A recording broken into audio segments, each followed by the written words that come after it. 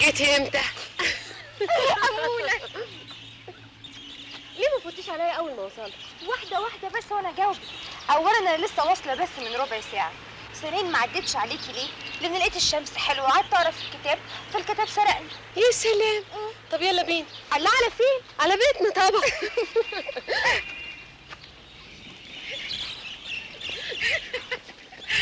طب على مالك شوية يا أمونة. ايه ده؟ مين اللي جاي هناك ده؟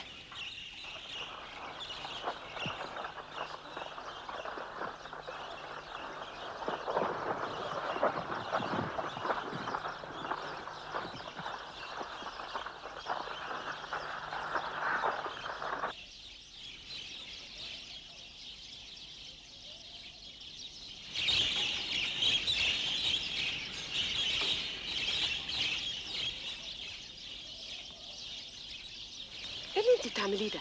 إيه في إيه؟ طب يلا، كلام مش هينفع هنا.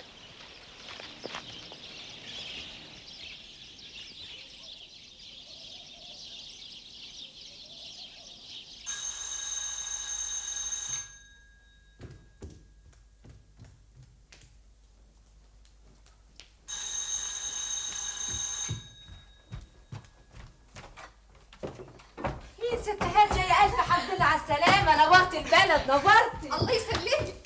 إيدي يا أمونة، إيدي، حرام عليكي. بدي مقابلة برضو تقابليني بيها. ايه بقى اللي انت عملتيه ده؟ وأنا عملت إيه؟ لما شفت ذكري ابن ابو الفرع. مش فاكرة حصل إيه. انت بقى هتستعبطي عليا لما شاورتيلي. امال انا شاب أنيق وراكب حصان زي الأفلام وواقف على أول الزراعية، ابتسم لي وحياني بأدب. أشتمه؟ تقومي تردي عليه؟ لا، وأنا عبيطة، أنا بس عملت له كده. تبقي عكستيه. يا أمونة يا حبيبتي، أنت مش عاوزة تنسي أبدا إنك بنت حضرة العمدة السابق صون الصاوي. وانسى ليه؟ عشان جيل باباكي غير جيلنا. ابويا انا غير كل الابهات. ده راجل اصيل، شاف في حياته عز كتير وراحت منه حاجات كتير، ومع ذلك هو زي ما هو جبل، لا يمكن يتخلى عن مبادئه ابدا. عشان مامتك اتوفت وهو متجوزش بعدها. طب ما أنا كمان نفس الشيء حصل لي وبرضه بابا متجوزش. باباكي مشغول بابحاثه وكليته، عقله في شغله، لكن بابا الراجل اللي بيتعامل مع كل حاجه بفطرته كان لازم يتجوز، ومع ذلك مرضيش يعملها عشاني وعشان اخويا معتز. تعرفي إن باباكي أول عمدة يحدد النسل. غصب عني. عارفه لو كانت ماما لسه عايشه كان زمان دلوقتي عندي 10 اخوات. يا ساتر. ها، اقدم حاجه ساقعه لست هاديه ولا طنش؟ وبعد ما تروح بقى تهزقيني وتقولي لي يا سمر ما قدمتيش حاجه ساقعه ليه؟ ما تخافيش، هادي قاعده معانا. يعني إيه بقى؟ معنى كلامك إنها تطنشني وما تجيبليش حاجة ساقعة؟ يا حمدي، هو معقول ان حد يدخل بيت حضره العمده وما يشربش حاجه؟ مش معقولة، شغلتكم سمر دي دمها زي العسل. اللي مش شغاله ده الزمن بس هو اللي غدار. القدرية عند الشعوب الشرقية. أن. اسمعي بقى، ما تاخدينيش في دوكه. انت بتحبي ذكري؟ صدقيني يا أمونة، أنا يعني مش بحب ذكر زي ما انت فاهمة، بس أصل هو يعني شاب ومعجباني حبتين. كل دي حاجات فكرت فيها. وما فكرتيش في رأي باباكي الدكتور المنصوري أستاذ الباطنة في الجامعة؟ ما فكرتيش هيكون رأيه إيه لما والي أبو الفرع يروح يطلب إيدك لابنه؟ أولا بابا مديني الحرية الكافية اللي بيها أقدر أختار شريك حياتي بنفسي من غير ما يكون له رأي. أصل يا أمونة يا حبيبتي أنا اللي هتجوز مش بابا. أيوة يعني، بس الأب أب. أهو ده بقى الفرق بيني وبينك. انت عايشة بعقلية زمان وأنا بنت النهاردة. يعني موضوع الجواز ده قراري أنا، حقي أنا لوحدي. حقك أنت لوحدك؟ إزاي؟ يعني الراجل اللي رباني وخلفني وكبرني وعلمني ما يبقالوش أي رأي في جوازي؟ عشان بقيت كبيرة يعني يبقى كل شيء من حقي وهو خلاص يطلع بره الموضوع؟ الظاهر إن سفرك كتير لأوروبا لحس عقلك. غريب، انت عاوزة تقنعيني إنك هتتجوزي أي واحد يقول عليه باباكي؟ لا طبعا مش كده بالظبط، ما أنا كتير بيتقدموا لي وبرفضهم، بس بقنع بابا الاول. طب افرضي جه في مره وزرجن وما اقتنعش؟ هوافق. اكيد راي بابا هيكون هو الصح. معقوله بابا هيصر على حاجه تضر بنته؟ بصراحه بقى يا امونه، انت مثاليه زياده عن اللزوم، زي اخوكي بالظبط. معتز، يا ريت ابقى ربع. تعرفي يا هاديه معتز ده ايه؟ ده خد اجمل ما في بابا وهو حنان وكرم، وخد اعظم ما في باباكي وهو حبه للعلم. معتز ده الراجل الوحيد اللي شفته في حياتي بيجمع بين اصالتنا وبين العلم. امدحي فيه يا اختي، مش اخوكي. تعرفي لو قابلت واحد زي اخويا معتز ده، اهو ده بقى اللي اعمل المستحيل عشان اقنع بابا بيه. بصراحه بقى انا اول مره اشوف اخت بتحب اخوها بالحراره دي كلها، مع اني امونه قعدت مع معتز كتير قوي. تعرفي ايه الانطباع اللي بيجيلي كل مره؟ ايه؟ اني قاعده قدام كتاب كيمياء. يا دمك يا اختي. ايه ده؟ غيري هدومك. مفيش داعي بقى طالما هرجع مصر النهارده. انت هترجعي بالليل، يبقى نغير ونتبحبح ونتغدى وننام بعد الغدا. بشرط هتحكي لي كل اللي حصل في البلد من ساعه ما سافرت لغايه ما رجعت. وجب. لازم بابا وصل. شفته من فوق السطح تراب الكارته معفر الزراعيه. يلا نقابل بابا. يلا بسرعه.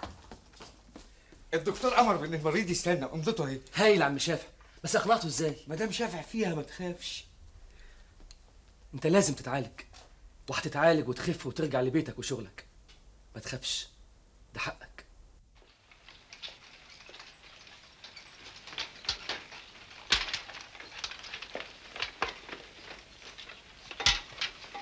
الحمد لله بالسلامة يا حضرة العمدة. يا واد انت مش هتنسى حكايه العموديه دي؟ ايه ربنا يخليك لينا. نزلوا العطاره دي وحطوها في المخزن. من عينيا حاضر.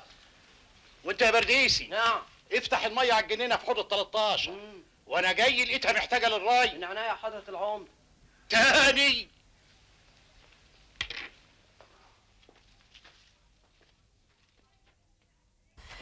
يا الف حمد لله على السلامه. السلام عليكم. وعليكم السلام. الحمد لله على السلامه يا بابا. اهلا يا اهلا يا اهلا. الحمد لله على السلامه. الله يسلمك يا امونه يا بنتي. الحمد لله بالسلامه يا ست هاديه، نورتي البلد. منوره باصحابها يا حضره العمد. ايه هو ما حدش راضي ينسى حكايه العموديه دي ابدا. المهم ازيك انت وازاي اوروبا كده على حسي؟ بتسلم عليك يا عمي ونفسها تشوفك قوي قوي. اوروبا؟ اوروبا نفسها تشوف عم صون العطار العمده السابق. والله انا برضه نفسي اشوفها. ايه ده بقى؟ لوحدك يا سي بابا؟ رجلي على رجلي. اه. والله ما ادخلك يا اوروبا الا وانا ساحب الاتنين في ايدي. اخوك الدكتور معتز في ايد وانت في الايد التانيه. انت بتتكلم جد يا بابا؟ ليه لا؟ أنا والحمد لله اتوفقت النهارده ببيعة عطارة معتبرة، والزراعة السنة دي عالي والحمد لله، الرز والقمح أهم في المخازن، لو اتباعوا بالسعر اللي هوايا فيه يبقى إيه المانع؟ إيه؟ والله ممكن تطق في دماغي وأعملها. يا رب يا رب يا بابا تبيع الزراعه والعطاره زي ما انت عايز، ودلوقتي حالا. لا يا فلحة، السعر دلوقتي مش على هوايا. بقول لحضرتك ايه يا عم؟ آه. ممكن اسال حضرتك سؤال وما تزعلش؟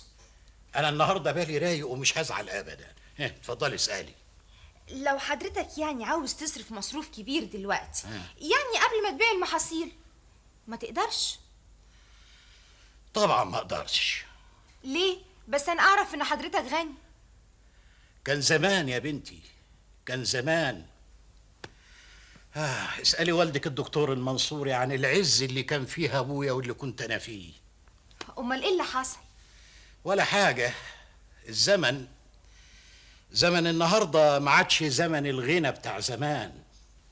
العطارة دلوقتي ما عادتش بتجيب زي الاول، الدكاترة بوظوها علينا. زمن النهارده عايز الستر، والحمد لله اهي مسطورة. يعني حضرتك ما عندكش رصيد؟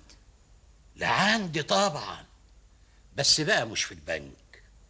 اول رصيد عند والدك في الكلية، والتاني قدامك اهو. دول اعظم رصيد لراجل زيي. يا حبيبي يا بابا. شفتي بقى؟ اهو ده بابا. الله، امال رصيدي التاني فين؟ هو الواد الدكتور معتز لسه ما رجعش؟ الو، طب لو سمحت ممكن تشوفي في اوضه المعيدين؟ لو كان بابا مشي دلوقتي انا هعمل ايه؟ هو ما يعرفش انك معانا هنا في البلد؟ يعرف اني هنا بس ما يعرفش اني هبات هنا. انا الحق عليا، الكلام خدني ونسيت بابا.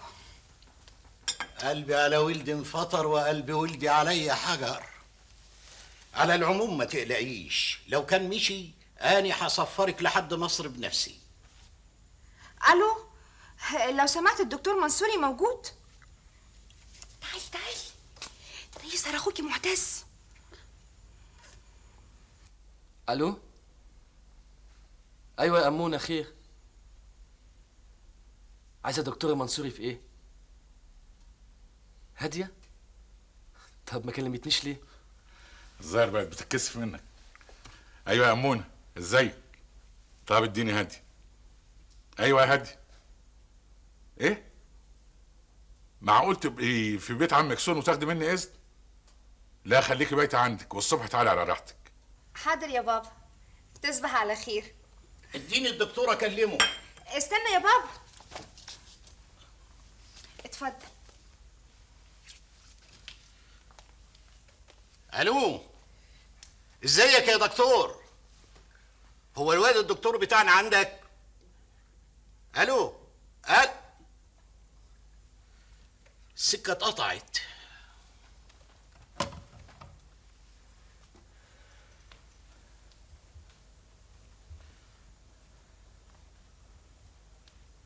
انتوا مش هتناموا بقى يا بنات؟ حالا اهو يا بابا. طيب تصبحوا على خير. وانت من اهله.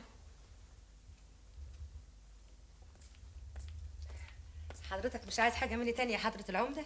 لا يا بنتي، روح انت حسب القهوه بتاعتك، كان الله في عونك. ربنا يخليك ليا وللغلابه كلهم يا رب. تصبحي على خير يا سمر. وانت من اهله يا حضره العمده. وانت يا ست امونه مش عايزه اي حاجه؟ ومالك بتكشري في وشها كده ليه؟ يا حمتي، يعني مش عايزه يبقى في فرق ما بين حديتي مع حضره العمده وحديتي مع ايته وحد تاني؟ ان شاء الله حتى تكون بنته. هي الدنيا ايه ثابت ولا ايه؟ انا عايزه اكلمها زي ما اكلم حضره العمده، ده حضره العمده. طب خلاص، تصبح على خير. وانت من اهله. ايه ده؟ هادي، انت صحيح اتكسفتي لما سمعتي صوت معتز اخويا في التليفون؟ بعد الكلام اللي قلتيه عنه انكسفت. يا لهوي، وقال اسمك هاديه قال. اصل انا طلعت عبيطه بقى، معقوله بابا يحب معتز واهل البلد كلهم يحبوه وانا بس يعني اللي مش حاسه بيه خالص؟ تعرفي يا هاديه، مش عشان معتز اخويا، بدعيلك من قلبي ان يبقى من نصيبك. ده طبعا اذا ما كانش سي ذكري معشش في نافوخك. لو كان معتز ده يتشقى شويه ينسى يعني ان هو راجل مهم، لكن هو عمره قال كلام حب. نعم يا اختي، لمين بقى ان شاء الله؟ يلا يلا ننام بلاش تخريف. طيب يا حمتي، هو برضه عاوزني اكلم حضره العمده ذات نفسه زي ما اكلم بنته؟ حذري فزري، انا مين؟ يظهر ان شخصيه سمر مأثره عليكي. دنيا عجيبه، انا وانتي اتولدنا في بقنا معلقه دهب، كل اللي بنعوزه بنلاقي اللي يحققه لنا. لكن واحده زي سمر دي بالنهار بتشتغل عندكم وبالليل في القهوه، وبرضه تلاقيها راضيه ومبتسمه. دي غلبانه قوي والله. تصوري، ابوها مات بعد ما ساب لها 9 اخوات، اكبر واحد فيهم في اولى ثانوي. انا سمعت ان باباكي كان متكفل بتعليمهم. بس هي طلبت منه يفتح لها القهوه علشان تصرف على اخواتها بنفسها، عشان بعد كده ما حدش يعايرهم لما يكبروا. على فكره انا تافهه جدا، انا ما بعملش اي خدمه لاي حد. عارفه، كان نفسي كده اتولد في اسره مكافحه. انتي انا زهقت. انتي لحقتي، انتي لسه يا دوبك راجعه من اوروبا، ما بقالكيش حاجه. يوه. طب يلا يا اختي ننام يلا. انام؟ هو انا جايه لي نوم خالص؟ شغل لنا الكاسيت. كاسيت وبابا هنا؟ طب اتلمي بقى ونامي. مش بقولك انك ما فيكيش من الهدوء غير اسمك وبس.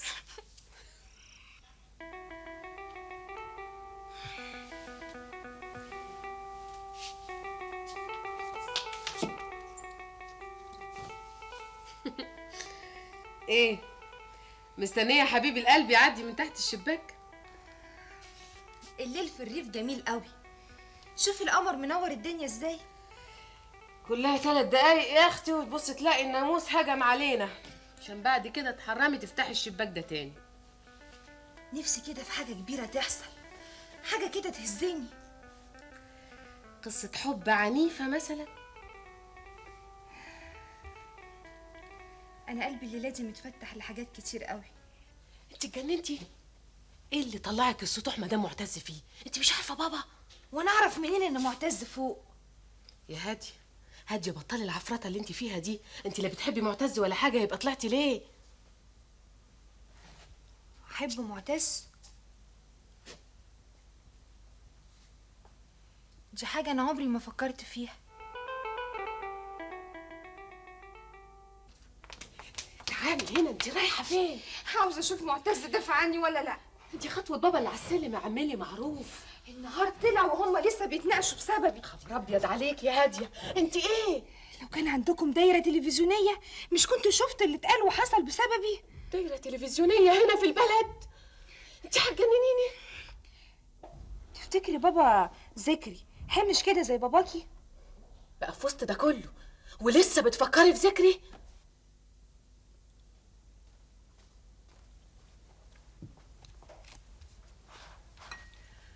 بتقعد تاكل على راحتك متلهوج ليه؟ عاوز الحق امشي قبل ابويا ما ينزل. وانتوا لسه متخاصمين؟ ما انت عارفه ابوكي كويس، لو حصل فيضان ممكن يغير خريطه العالم كله، لكن ابوكي هو الوحيد اللي يمكن يتغير. اظن بقى رأي بابا المرة دي دخل دماغك قوي، خصوصا في حكاية جوازك من هادية دي. هي فين؟ خرجت. تعرفيش راحت فين؟ في جنينة بيتهم. ياه، ده أنا اتاخرت على ميعاد القطر قوي. قطر؟ القطر فضل على ميعاده ساعة يا دكتور. صباح الخير يا بابا. صباح الخير يا بنتي. اتفضل الفطار جاهز. بنتي يا سمر تعالي هنا. نعم يا حضرة العمر. انت كنت في القهوة ساعة ما الدكتور معتز كان بيغني فيها ليلة امبارح؟ لا أنا ما أعرفش. طب ما قلتليش ليه؟ مش عيب برضه الواد ابن ابو الفرع هو اللي يقول لي؟ هي الجدع ده فتان، وبصراحة ربنا بقى حاطط نقره من نقرس الدكتور معتز. هلفوت وهايف زي ابوه، بس بقى بيمسك علينا العيبة. يا حمتي، هو غنس الدكتور عيبة؟ حتى انت كمان يا سمر مش فاهمة الواجب والأصول. سمر روحي هاتي الشاي لبابا لحسن هيبرد. حاضر. اتفضل يا بابا.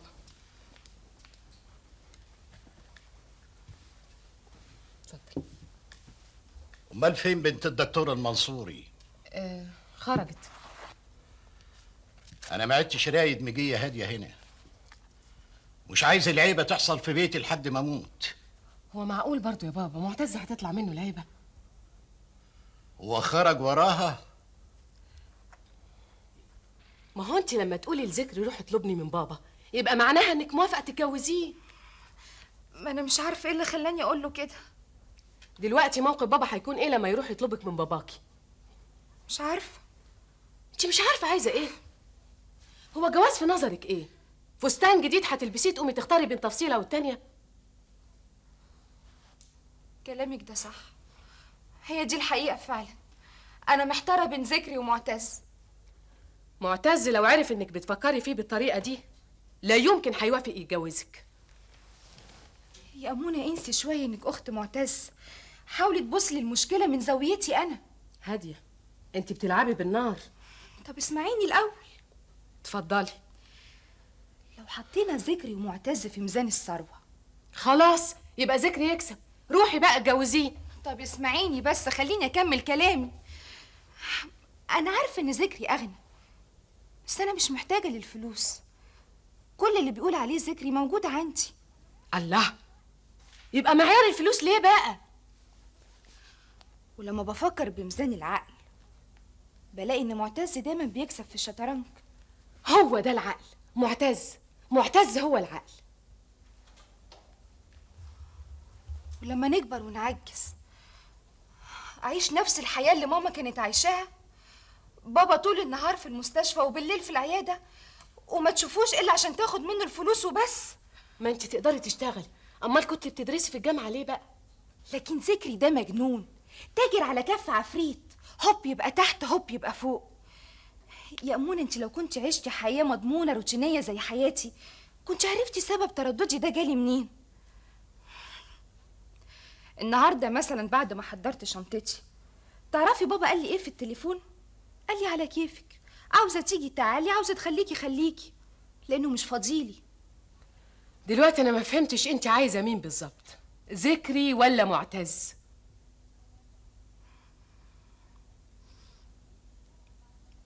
خليهم يصارعوا بعض ونشوف مين اللي هيكسب. يصارعوا بعض؟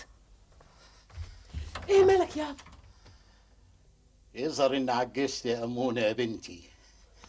تتصوري مشوار مصر عاد بيهد حيلي. بعد الشر عليك.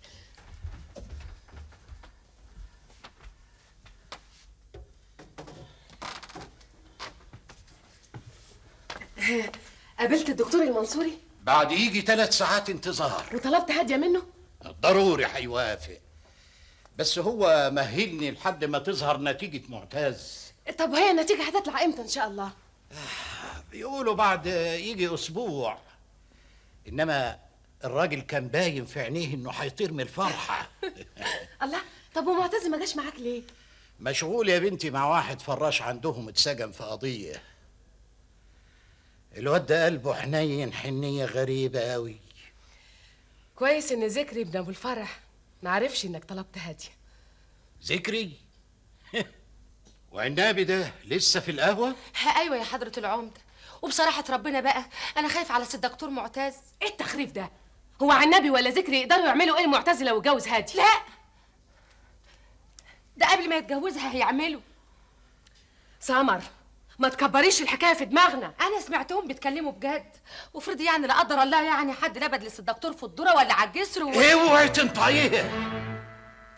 حد في الدنيا دي كلها يستجري يمس شعره واحده من ابني وانا عايش؟ رايح فين يا بابا؟ ده كله كلام. هو يعني الدكتور المنصوري كان قام وافق دلوقتي؟ انا ما يهمنيش المنصوري ولا حتى بنته، انا كل اللي يهمني ابني معتز. محصول شقايا العمر كله، سندي بعد ما عجز، حمايتك انت بعد ما اموت. ده يا ويل العالم كله مني لو حد مس الهوا الطاير حواليه. اوعي كده برضو يا سمر؟ يعني لو بابا جراله حاجه دلوقتي هنعمل ايه؟ حضورين يا ست امون. أنا لما بسمع اي حاجه على سيد الدكتور مفاصلي بتسيب، عقلي بيقف بينشل. هو طلع فوق من امتى؟ من ساعه ذكري ما مشي. ما سمعتيش ذكري قال له ايه؟ لا، ما انا اصلي كنت فوق. عرفتي انه ضرب عنابي في القهوه وقدام الناس؟ عرفت. طول عمرنا عايشين في حالنا، مالنا احنا ومال المجرمين دول بس؟ خايف لاي حاجه تمس كرامه ابويا بسببي. الخوف مش من عنابي، الخوف من ذكري. انت اصلك ما شفتش شكله لما جه هنا البيت، وشه كان فيه حاجه غريبه قوي لدرجه اني خفت. من ذكري؟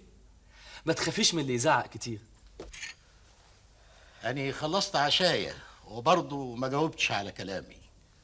يابا حضرتك مدي موضوع هاديه ده اهميه اكتر من لازم شويه، لأنه بيتعلق بطرف ثالث اسمه ذكري.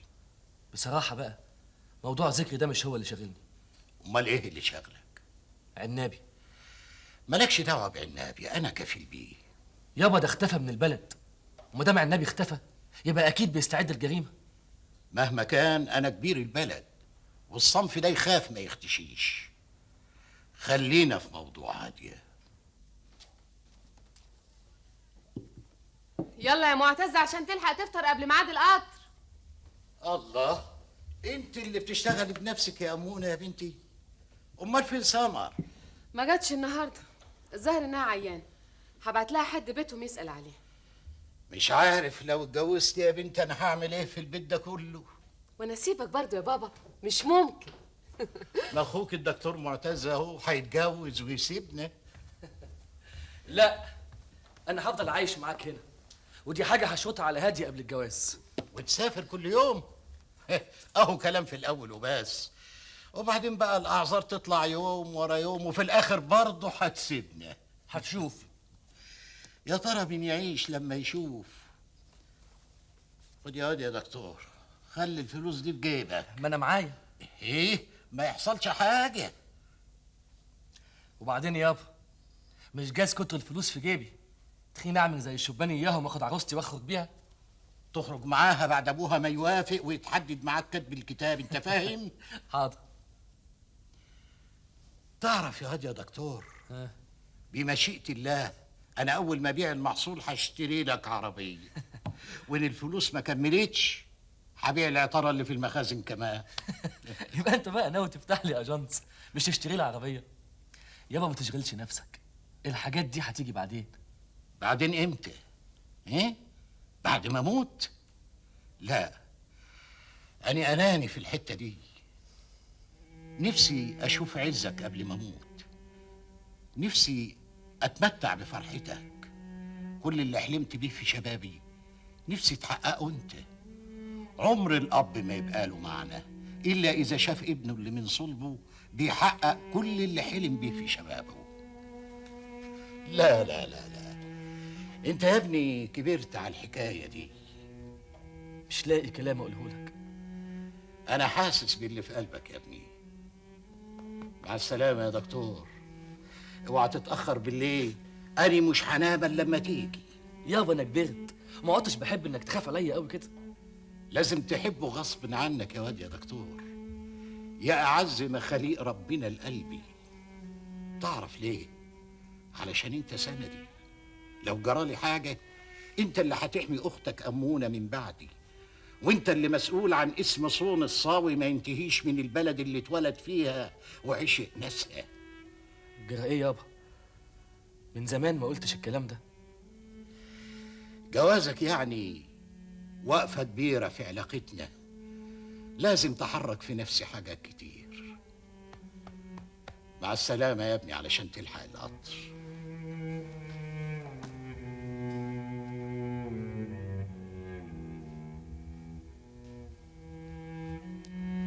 ابا لو شفت عنابي بأكبر بخطوة أرجوك، مش عايز يبقى في ضغينة بيننا وبين أي حد. عاوز يوم فرحي تبقى كل الناس فرحانة لينا ومن قلبها. امشي يا دكتور يا ابو قلب رهيف، يلا يا واد عشان تلحق القطر.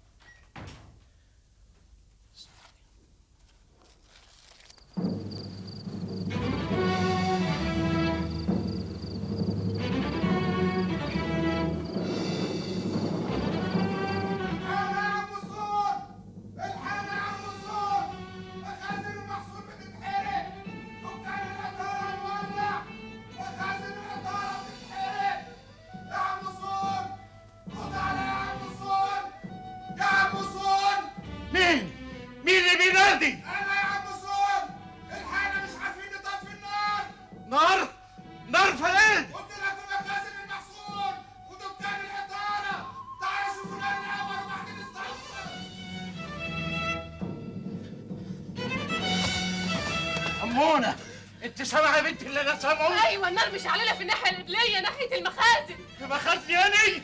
عمود نار من الارض للسما، الحقنا يابا. اوعي يا أمونة. معتز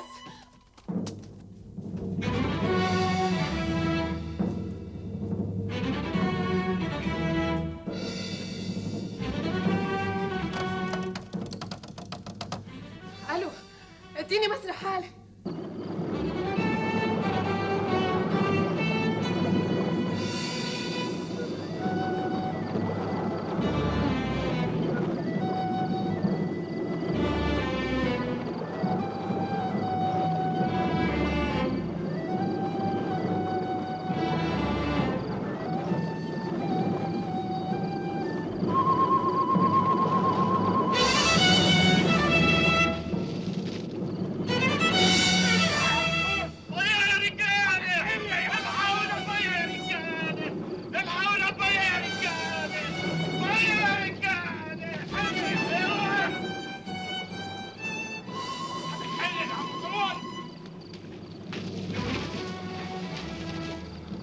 الحقيني يا هاديه، روحي المعتز قولي له يجي حالا، المخازن بتتحرق. ابويا، المهم ابويا.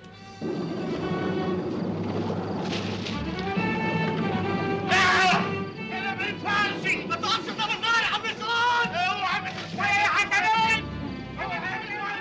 ايوه الميه مش نافعه يا رجاله.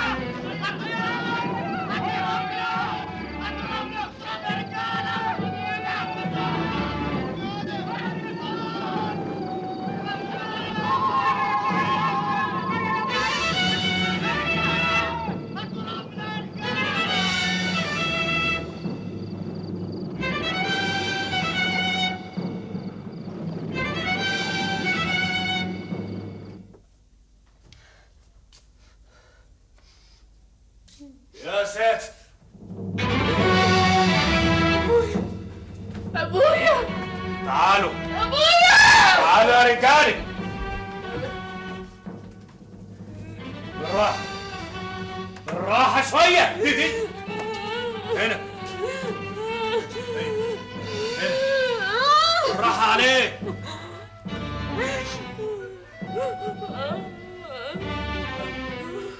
يلا انتوا روحوا ساعدوا المطافي، يلا. وانتي اتحركي واطلبي الاسعاف لابوكي. اسعاف؟ اسعاف ايه؟ ده احنا لازم نروح المستشفى. يا اخويا ما تخافش على روحك كده. فينك يا معتز؟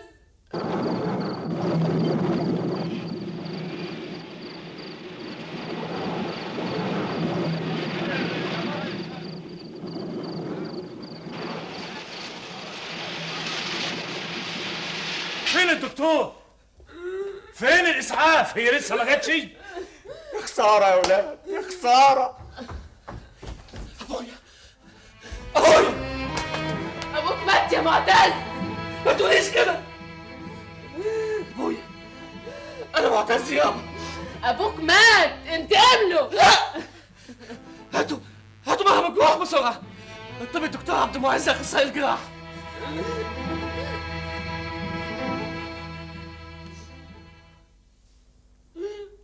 هات مرهم تاني بسرعه. الحمد لله يا دكتور، المطافي طفت الحريقه كلها، بس يا خساره بعد ما كلت كل حاجه في وشها. معلش يا ابني، ربنا يعوض عليك.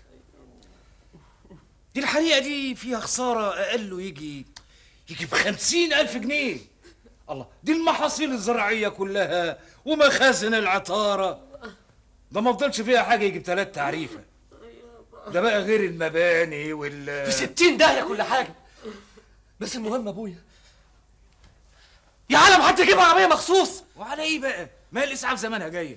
هاتي ملايه من فوق. مساء الخير. اهلا وسهلا. اهلا وسهلا يا حضرة الضابط. انا والي ابو الفرع. اتفضل اتفضل اتفضل. فين صاحب المخازن؟ اهو الحاج صون الصاوي. اقدر اخد اقواله؟ طبعا طبعا. حالته ما تسمحش. انت مين؟ ده ابنه الكبير الدكتور معتز، ده معيد في المستشفى الجامعي.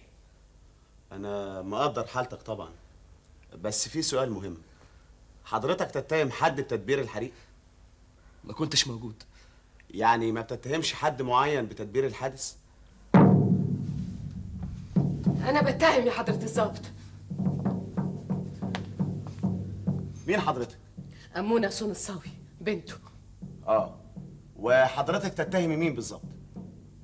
ذكري ولا ابو الفرح، محدش غيره عملها. وايه دليلك على الاتهام ده؟ الأوتوموبيل المخصوص وصل. انا مضطر انقله المستشفى دلوقتي. انت استني هنا. لا انا ما سيبش ابويا. قلت لك استني، لما ابعت لك تبقي تعالي.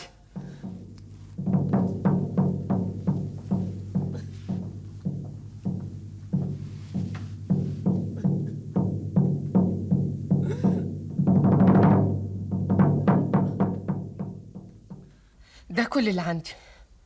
ذكري ابن ولا ابو الفرع هو اللي حرق كل حاجه.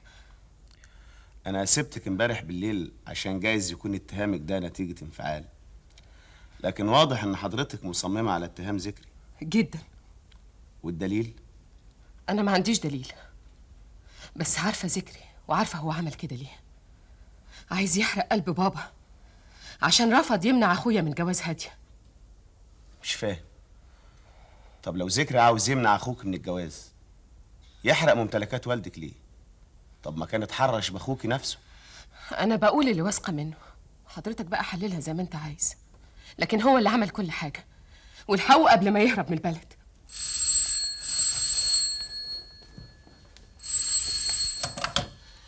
الو، مصر؟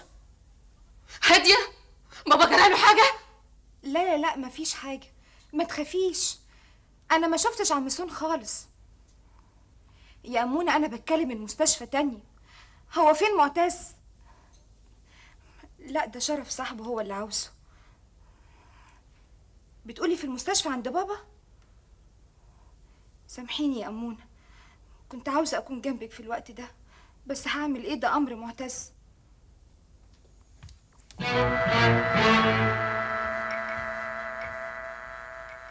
نعم. أنا قبل حزين النظر يا أمون. عارفاكي. نعم. أنا يا بنتي مش جاية طالبة إحسان. انت جاية هنا ليه؟ أنا جاية أطمن على عم سون. في المستشفى. جرى إيه يا أمون؟ أنت مهما كبرتي يا حبيبتي مش هتكبري على قبل النظر. نسيتي؟ نسيتي لما كنت بضربك بالمسطرة على إيدك لما كنت بتغلطي في الإنجليزي؟ مش وقته، أنا مستعجلة وعايزة أروح لبابا. إن شاء الله سليمة. بدل ما تضيعي وقتك هنا روحي قولي لابنك المستهتر يعترف أحسن له. ابني ذكري؟ وحضرتك عندك غيره؟ إيه يا أمونة؟ أنا ما كنتش أعرف إنك بتكرهي لي الدرجات دي. عايزاه يحرق قلبي أكتر من كده؟ مش فاهمة إزاي؟ مش مهم تفهمي، بس أوعدك يا أبلة حسينة النظرة إن ابنك هيدوق من المرار اللي سقاهولنا، وإذا كان البوليس مش هيعرف ياخد لنا حقنا فما تفرحيش قوي كده. أخويا معتز هيقدر يجيب لنا حقنا. ابنك لازم يعيش في نار أكتر من اللي حرق أبويا بيها. لا لا، وما تفتكريش إن أخويا معتز متعلم ودكتور وبس. لا، ده ابن سون الصاوي العطار، الراجل اللي قدم الصبر لكل الناس، الراجل اللي داق المر وعرف قيمته، الراجل اللي زرع أرضه بإيديه. أخويا معتز الراجل. عارفة يعني إيه راجل؟ جرى يا أمونة؟ التهديد ده كله لابني أنا؟ أيوه، بس مهما كان ده ابني وحرق أبويا أنا. والمسألة دلوقتي بقت كده، ابنك قصاد أبويا. ما تخافيش، إن شاء الله أبوك هيعيش. وأنا ممكن أتخيل اللحظة اللي يجراله فيها حاجة. طب بس هدي نفسك. المحظور حصل يا قبل النظرة، وإذا كان ابنك عايز يروح يتجوز هادية يروح يتجوزها زي ما هو عايز، بس إياك يعيش للحظة اللي يحط إيده في إيد أبوها. أنت اتجننتي؟ أكيد اتجننتي. معقول تقولي الكلام ده على ابني ضنايا قدامي؟ جريك ليه يا أمونة؟ جريك إيه؟ أنت عمر قلبك ما كان قاسي كده. ده أبويا يا قبل النظرة، أبويا اللي فتح بيته لابنك وما طردوش لما هدده هنا، وما خدش إخوانه وقال ده شاب وطايش وبكرة يعقل. الراجل ده اتحرقت ايديه ورجليه وصدره وهو مرمي في المستشفى تحت رحمة ربنا. الإنسان ده كله مفيش بني آدم يأذيه ويفضل عايش أبدا. كفاية كفاية، ارحميني بقى، ده أنا أم. ربنا هو اللي بيرحم، احنا بشر يا قبل النظرة، بناكل ونشرب ونعيش وكمان بنكره.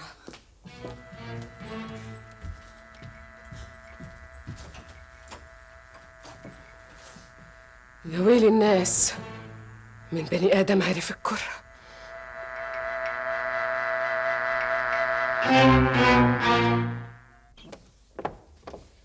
طب استني يا أمونة، مش معتز قالك تستني هنا؟ لا أنا مش قادرة أبعد عن أبويا أكتر من كده، مش قادرة. افرضي احنا نزلنا وهم رجعوا على طول. اروح اطمن على ابويا، اطمن عليه. طب انا هاجي معاكي، ولا معقول اقدر اسيبك لوحدك بالليل كده؟ ما تعيطيش يا أمونة، أنا كويس. الحمد لله على السلامة يابا. لسه فيه في العمر بقية يا ابني. ارتاح يابا بلاش تكابر. مادام مفعول المورفين راح أكيد بتتألم. الألم مش في جسمي، الألم علشانك، علشان الحمل التقيل اللي اتحط على كتافك بدري. ما تحملش هم أي حاجة يابا. عاوز نبقى لوحدنا شوية. عاوزنكم.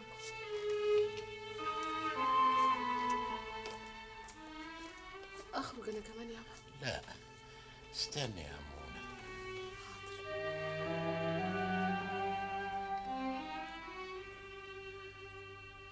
كان نفسي تعيش في سلام زي ما كنت عاوز، لكن يا خسارة حبت ريح الشر. كان نفسي أحميك منها، لكن دلوقتي أنا بقيت عاجز. جه دورك يا معتز، لازم ابني اللي من صلبي هو اللي ينتقم لي ويرد لي حقي. ما تخافش يابا، البوليس هيقبض على الجاني. شغل البوليس للبوليس. كرامتي، كرامتك، حقك انت، زي ذكر ابن ابو الفرح ما نفذ وعيده وعجزني، انت كمان لازم تعجزه. الشر بالشر والبادي اظلم. حتى انت يابا بتتهم ذكري؟ ابويا مش بيتهم، ابويا بيقول الحقيقه. ذكري جه وهددنا والشر كان باين في عينيه. بس ذكري كان معايا عند شرف، والاهم من ده ان ذكري ما يقدرش يعمل حريق منظم بالشكل ده. لا يقدر. انت شايف ان في حد تاني هو اللي حرقني؟ بلاش كلمه حرقني دي. اللي خطط الحريق ونفذه هو عنابي. انت ناسي عمل ايه مع فرحان المقاول؟ مش حرق له شادر الخشب بتاعه؟ انا عاجز قدامك اهو، والحق بقى حقك انت. خده من اللي انت عارفه ومتأكد منه. انا خلاص انتهيت. لا يابا ما تقولش كده. خلاص ارتاح انت من الناحيه دي، انا هتصرف واخد لك حقك. لا حقك انت الاول وبعدين حقنا كلنا. حاضر حاضر، بس ارتاح انت. خليكي معاه ثانيه واحده، هنده اجرال تديله الحضن.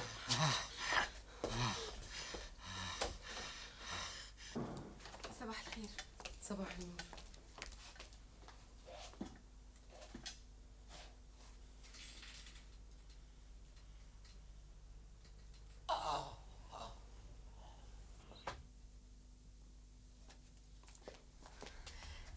احنا متشكرين قوي. ايه ده؟ دي حاجه بسيطه. بس ده واجبي وانا باخد مرتب عليه. ايوه بس انتي احرجتيني كده. وليه ما كنتش صححت لحضرتك معلومه عن عمل الممرضه؟ معلش يابا اتاخرت عليك. ها زي الحال دلوقتي؟ عملت ايه؟ في ايه؟ في عنابي اللي بتقول عليه انه هو اللي عمل الحريق. انا كل يوم بروح البوليس والظابط بيوعدني انهم هيلاقوه. اصل مشكله عنابي بالنسبه لهم انه بيستخبى في الجبل، ودي بتحتاج لوقت، لكن اكيد هيقبضوا عليه. مش هيقدروا. مستحيل، لازم يقدروا. يعني كانوا قدروا عليه لما حرق شادر الخشب بتاع فرحان، وحتى إذا قدروا يمسكوه انت هتاخد لنا حقنا ازاي؟ ساعتها مش انا اللي هتصرف، لكن البوليس هو اللي هياخد لنا حقنا. واذا طلع مش هو اللي عمل الحريق؟ مستحيل، مفيش حد غيره عملها. لا في ذكري ابن ابو الفرح. واذا كان ذكري هو اللي عمله هتعمل له ايه؟ ما اقدرش اوعد بحاجه دلوقتي الا لما البوليس يقبض على عنابي ويحقق معاه. لو كنت لسه بصحتي ما كنت اشتغلت فيك وكنت سبتك ورجعت البلد، لكن خلاص ما دام ربنا كتب عليا ان ابقى عاجز بالشكل ده. انا بقولها لك، انقلني البلد، رجعني لداري. مش ممكن ترجع البلد قبل اسبوع على الاقل، العلاج لسه ما خلصش. الامر لله وليك يا دكتور. ما تزعلش يابا، معتز هياخد لنا حقنا. معتز راجل زيك.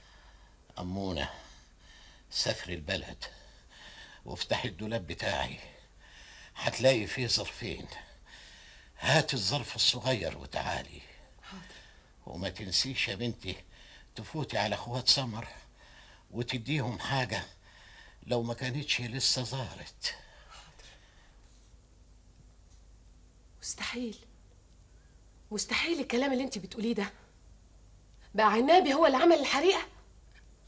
ده اللي حصل يا ست أمون. أيوة ده اللي حصل.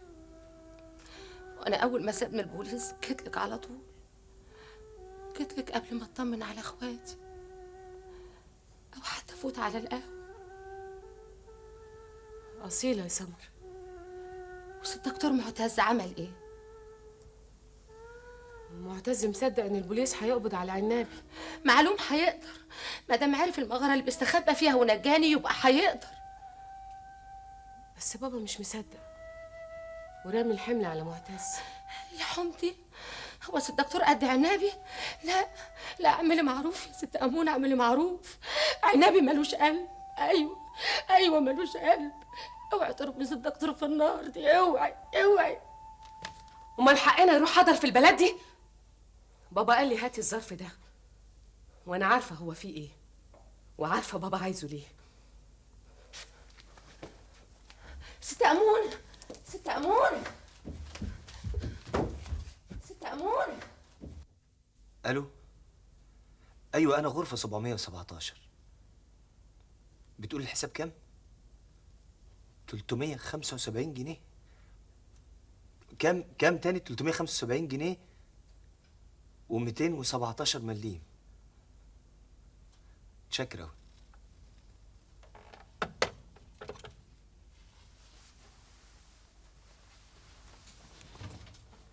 دي مصاريف العملية وأجرة الأوضة.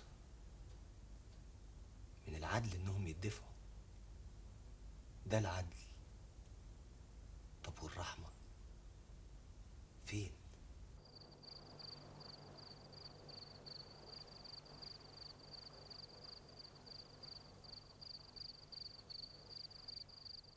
يا ريت النار دي كانت فياني يا حضرة العمدة، ولا اشوف رقدتك دي ابدا. ده احنا ملناش غيرك يا حضرة العمدة. يا ريت. كفاية بقى يا سمر، كفاية. اللي حصل حصل وانتهينا.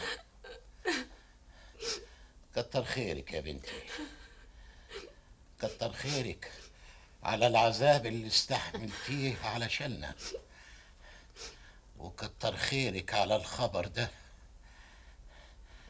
مع اني كنت حاسس طول الوقت ان اللي عمل العملة دي ذكري.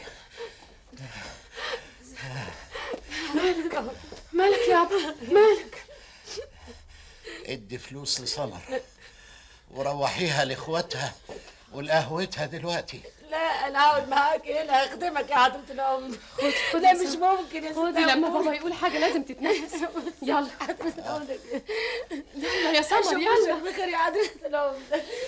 مالك يابا، مالك؟ للدرجة دي هنت على البلد؟ بقى اللي عمل الحريق ده كله عنابي المجرم، عنابي اللي انا ساعدته واللي ابني عالجه. للدرجة دي هنت عليك يا بلد؟ نار الذكر أهون أهون أهون. جبت الظرف اللي قلتلك عليه؟ ايوه بابا. تعالى يا معتز. نعم. جاوبني في كلمة واحدة، هتنتقم لي من اللي حرقني ولا لأ؟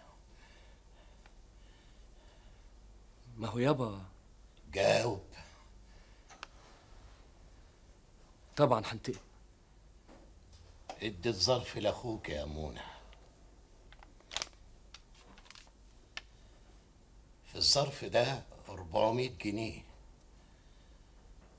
ما فاضلش غير ظرف واحد فيه مصاريف جنازتي. استنى عندك، انا بديك الفلوس دي علشان مش عايزك انت اللي تعرض نفسك للهلاك. اتصرف بيهم وانتقم،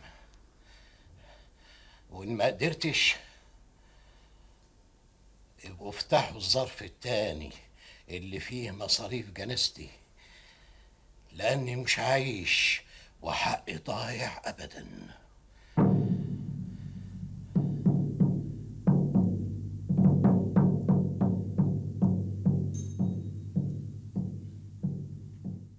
حتى هادية خفت رجلها عننا مع إنها في مصر. بقى مع كل الخير اللي عملته لأهل البلد يابا ما يفضلش جنبك غير أنا ومعتز. الله يلعنه اللي كان السبب، الله يلعنه. شوفي ساعتك يا أمونة واحسبي باقي قد إيه على ال 48 ساعة. ما تخافش يابا، الظابط وعدني. اطلبي عربية تنقلنا للبلد حالا. أنا هستنى باقي 48 ساعة في داري. صباح الخير. صباح النور.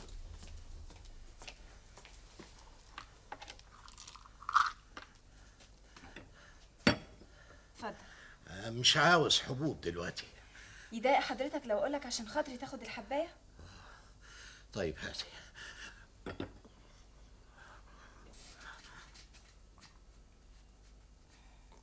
بالشفا ان شاء الله. أنسة إجلال، افندم يا دكتور. عندك أجازات؟ ليه؟ يعني عندك أجازات؟ كتير، بس برضو ليه؟ طيب اكتبي أجازة بشهر وأنا هخلي الدكتورة منصور يوافق لك عليها. أنا عاوزك تسافري معانا.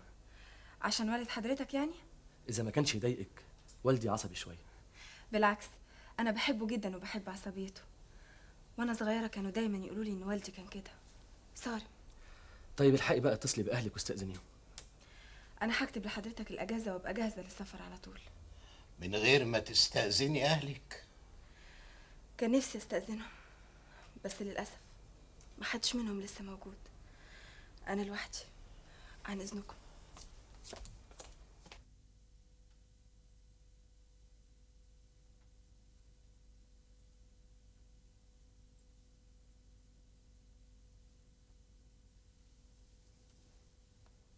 الحمد لله على سلامتك يابا، نورت بيتك. الساعة بقت كام دلوقتي يا أمونة؟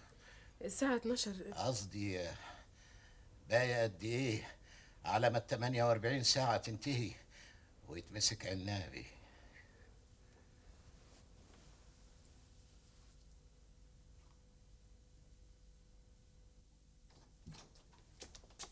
ابني شرف حبيبي. ابوي وصلت من بلاد بره امتى؟ ومين قال لك اني هنا؟ روحت البيت؟ معاك فلوس عشان تديها لهم؟ انت بخير يا ابني؟ السجن حاجة وحشة يابا. انا مش مجرم يا ابني، انا ما قتلتش الراجل، انا زقيته بايديا دول وقع. اصله ضربني على قفايا قدام اختك، زقيته وقع على راسه. القوه دي جات لي منين يا شرف؟ انت عيان يا ابني؟ لا خلاص خفيت، معتز عمل لي العملية. ومعتز وكل لي محامي. انت مالك؟ حزين يابا، حزين عليا؟ وعلى نفسي انا كمان. كان نفسي ابقى حاجة تانية يابا. كان نفسي ابقى غني. كان نفسي ابقى دكتور ناجح. كان نفسي ابقى حر. عكس اللي عوزته هو اللي اتحقق. وفضلت طول عمري هربان. هربان من الفقر. ودلوقتي هربان من فاتورة المستشفى. الله، انت مش بتقول ان معتز عمل لك العمليه؟ معتز هيعمل ايه ولا ايه يابا؟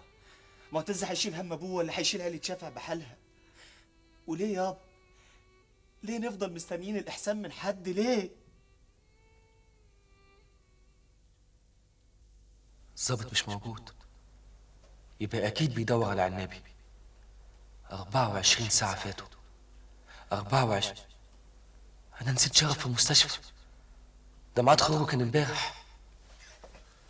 دكتور معتز، انا وعدتك باني همسك المجرم. وعدتني ده يحصل في 48 ساعة. فات منهم دلوقتي يوم كامل. ان شاء الله في اقل من 24 ساعة هنكون مسكناه. ان شاء الله. السلام عليكم. مع السلامة.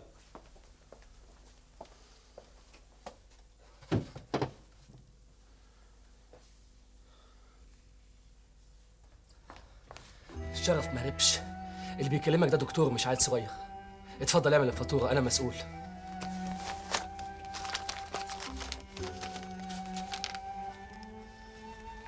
هرب ليه بس؟ ده بطاقته الشخصية عندهم. يعني البوليس هيمسكه في ظرف ساعة. انا بديك الفلوس دي علشان مش عايزك انت اللي تعرض نفسك للهلاك. اتصرف بيهم وانتقم. خلاص، ما فاضلش غير 24 ساعة ويقبضوا على عنابي. وان ما قدرتش يبقوا افتحوا الظرف التاني اللي فيه مصاريف جنازتي، لاني مش عايش وحقي ضايع ابدا. خوفي عليك من اليوم اللي هتدور فيه على العدل بنفسك. نفسك المشدودة للرحمة.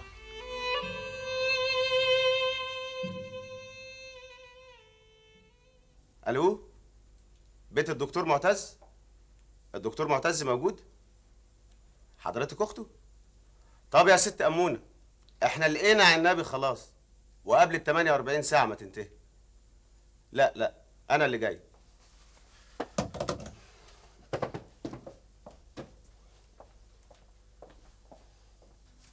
خلاص يابا، عنابي اتمسك. انت ولا البوليس؟ البوليس. الفلوس لسه معاك. اتفضل يا حضرة الظابط. ظلمت عنابي ليه يا دكتور معتز؟ انا؟ احنا لقينا عنابي صحيح، بس في السجن في مصر. وعارف ليه؟ لانه اتقبض عليه يوم الحريق الساعه 10 بالليل، يعني قبل ميعاد الحريق عندكم هنا بساعتين كاملين. اتقبض عليه وهو بيحاول يسرق مصنع في شبرا الخيمه، شيء ملوش اي علاقه بالحريق، يعني مش في دايره البلد دي خالص.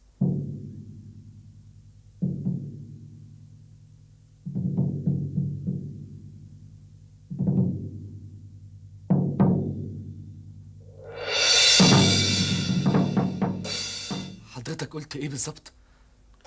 قلت ان اتهامك لعنابي المجرم مش صحيح. عنابي اتقبض عليه في شبرا الخيمه يوم الحريق الساعه 10 بالليل. اتقبض عليه وهو بيحاول يسرق مصنع، شيء ملوش اي علاقه بالحريق. طيب ليه ما يكونش رجالته هم اللي عملوا الحريق في نفس الوقت اللي كان هو بيسرق فيه في شبرا الخيمه؟ دكتور معتز، انصحك بانك تسيب مين اللي حرق ده للشرطه، لان ده عملنا الاساسي. سلام عليكم.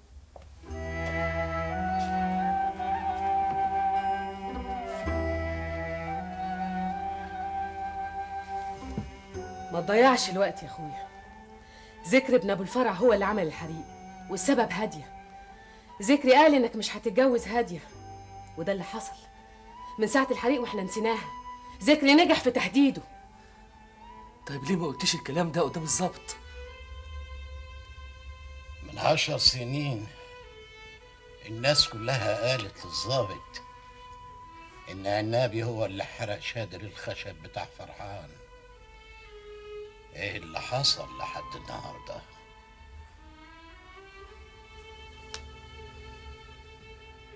يعني الفلوس اللي اتبقت من شقة عمري معاك، وذكري لسه عايش حر،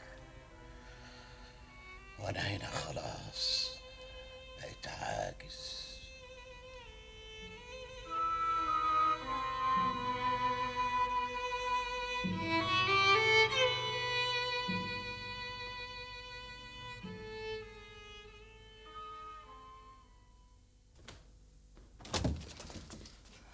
ازاي يا عم سوم؟ بابا نايم.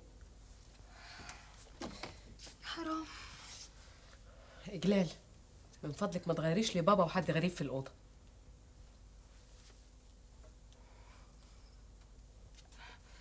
انا اسفه.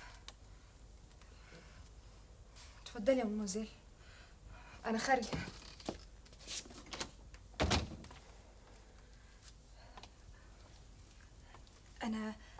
انا مش بتدخل في شؤونك، لكن انا مندهشه. انت ليه عملتي كده؟ هادية دي هي السبب في كل اللي حصل. ذكري عمل الحريقة عشان عايز يتجوزها. خلاص ياخدها يشبع بيها. حتى ولو كان الدكتور معتز عاوزها؟ انتش عرفك؟ سمعتهم وانا نازله اجيب شاش. أثرت عليه؟ قالت له ما ينتقمش؟ اللي سمعته عكس كده خالص. الدكتور معتز رافض مبدأ الانتقام من غير دليل. الحمد لله ان بابا دلوقتي نايم وما سمعش الكلام اللي انت بتقوليه. مؤكد هيفضل نايم لحد الساعة 2. ما تعرفيش ان كان معتز هيعمل حاجة ولا لا؟ يا أنسة أمونة، أنا ما كنتش بتصنت عليهم. يا خوفي لا يسكت، يا خوفي لا يسكت، يا خوفي.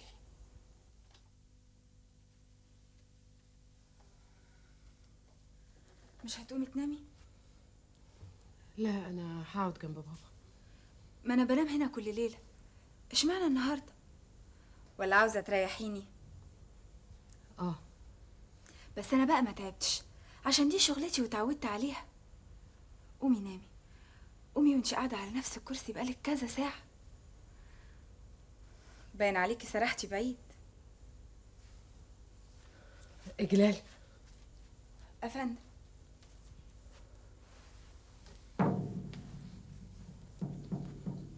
تفتكر البنت ممكن تنتقم؟ أي بنت؟ وتنتقم من مين؟ مش مهم مين، المهم البنت ممكن تنتقم ولا لا. باين عليكي تعبانة. تصبحي على خير.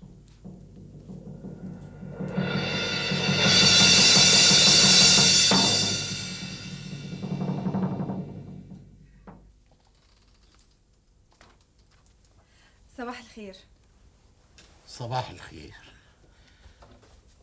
انت لسه هنا يا منى يا بنتي؟ ايوه يا بابا صباح الخير. امال فين معتز؟ ما جاش. ليه؟ هو ذكري ساب البلد؟ لا.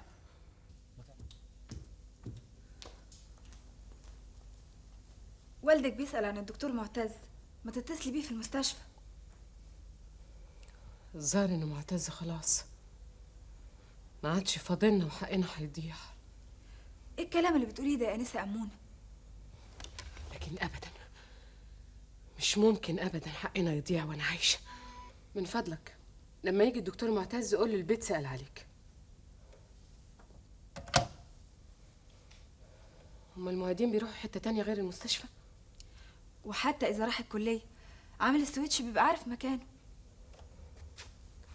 مش قلتلك انا قلبي حاسس ان معتز مش هيعمل حاجه من ساعه ما اتهم عنابي، وانا عندي الاحساس ده. يعمل حاجه زي ايه؟ يقتل مثلا؟ اسكتي اسكتي، ده اللي عامل عملته عايش ومتمتع بحياته. عنك انت. طيب اهدي. انت عاوز ايه؟ فاضل السكه، عايز اطلع لعم سونا اطمن عليه. يا حرمتي تطلع فوق؟ ده لا ممكن ابدا. ادي خبر للدكتور معتز. بس الدكتور مش موجود. قولي الامونه لاي حد، امشي نجري. ايه يا اختي؟ بس اوعى تتعتع من هنا.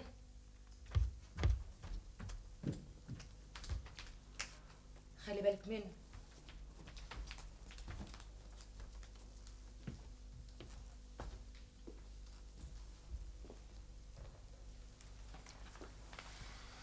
مين حضرتك؟ انت اللي مين؟ أنا إجلال حسين. قريبة عم منصور؟ لا، الممرضة اللي بشفى على العلاج. اه. وسايبه شغلك وقاعده تقري؟ يا عالم يا عالم اتقوا ربنا. طب حللي اللقمه اللي بتاكليه. من فضلك بره. ما سمعتنيش؟ قلت بره. جرايه يا منى، ده جزاتي برضو اللي جاي اطمن على عم صون. شر العالم بيتنطط في خلقتي. امشي اطلع بره. منى انا عمري ما حد طردني، على الاقل اعرف السبب. اطلع بره. على كل حال انا ليا كلام مع معتز اخوكي على اللي انت بتعمليه ده دلوقتي. اخفى.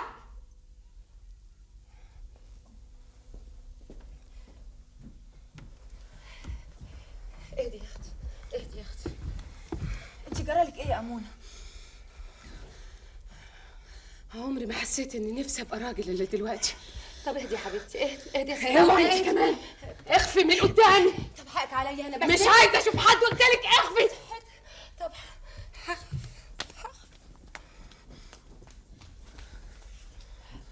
انا خايفه اقول لك حاجه تكرشيني انا كمان.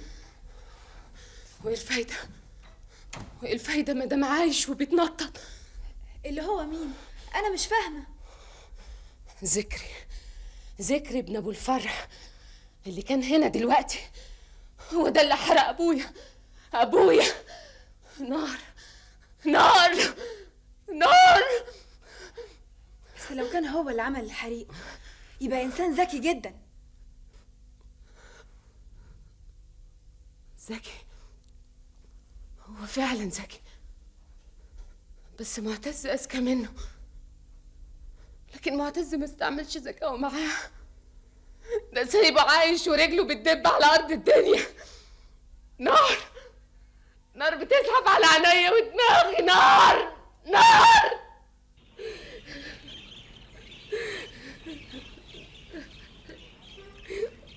انا شفت الحريق واتعورت فيه. الست امونه شافت ده كله، ليها حق انها تضيق بالعالم. ساعديها وقفي جنبها بدل ما تقعدي تعيطي. انا اعمل ايه بس يا متولي؟ شور عليا. انا خلاص مخي انفجر خلاص. مش عارف، وفي حاجه لازم تتعمل عشان تبرد نارها. ولا انت شفت مين اللي عمل الحريق؟ لا، اللي عمله لا. طب تصدق ان هو ذكرى ابو الفرح؟ ذكرى ابو الفرح؟ انا في الاول كنت شاكك، بس بعد ما قلت انه راح يسأل على عم صون. طب ازاي؟ ولو كان هو، البوليس ما مسكوش ليه لحد دلوقتي؟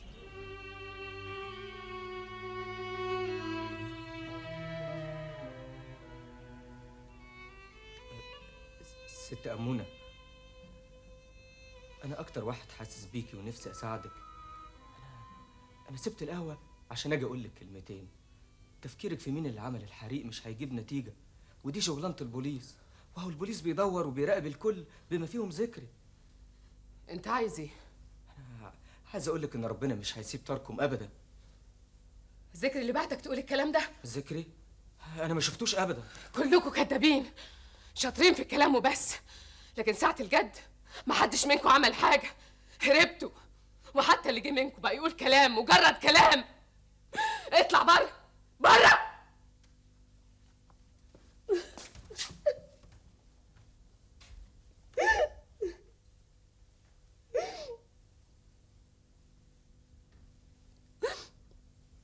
الكل خاف على نفسه وهرب،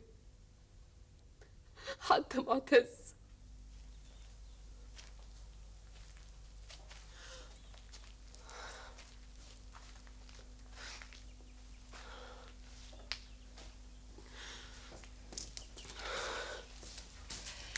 وانا مروحه بعد ما شطبت القهوه لقيت نور الصاله مولع، قلت اعدي يمكن تكوني عايزه حاجه. مين اللي فتح لك؟ الست اجلال. هي مش عند بابا؟ عنده يا اختي، بس انا لما خبطت كتير سمعت فنزلت فتحت. هي تعرف ان انا هنا؟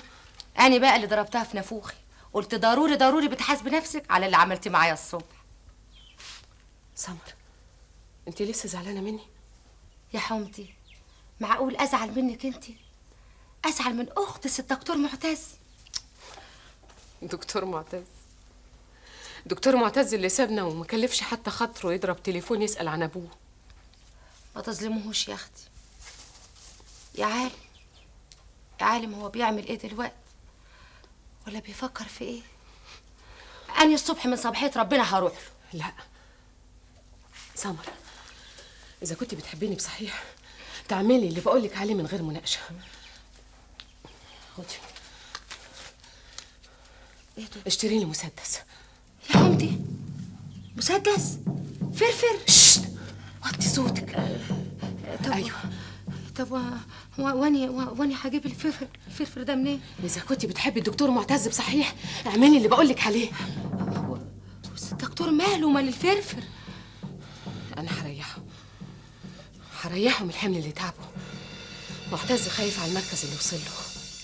انا كان قلبي حاسس من ساعه ما اتهم عن النبي، مع ان انا وبابا كنا متاكدين انه ذكري. حتى لما ظهرت براءه عنابي اهو ساب البلد ومشي. وانا هريحه. اللي بيحب معتز بصحيح يريحه من حمل الانتقام، وانا اكتر واحده بحبه ولازم انتقم بداله.